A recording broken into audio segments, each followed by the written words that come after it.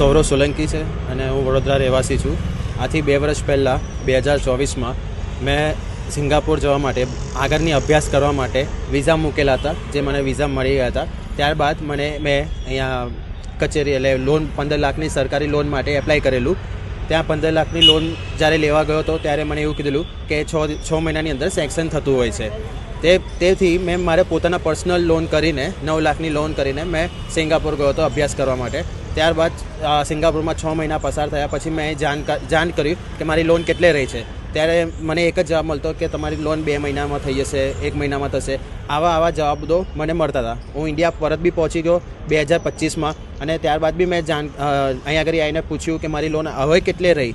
ત્યારે પણ એક જ જવાબ આપતો કે 1-2 મહિનાની અંદર તમારી પ્રોસેસમાં જ છે અને થઈ જશે. ત્યારબાદ મેં ઓનલાઈન ચેક કર્યું ત્યારે મને દેખાયું કે મારી લોનમાં અત્યાર સુધી કંઈક ફેરફાર જ નથી કર્યો. ત્યારબાદ વડોદરા શહેરના આપણે યુવા નેતા એવા યોગેન્દ્રસિંહ બારોટને મેં સંપર્ક કર્યો અને તેઓએ મને એક વચન આપેલું હતું કે 15 દિવસની અંદર તમારી લોન હું કરાવી આપીશ. અને એમને એમનું વચન નિભાવ્યું. એમને 15 દિવસમાં મારી લોન કરાવી દીધી હતી.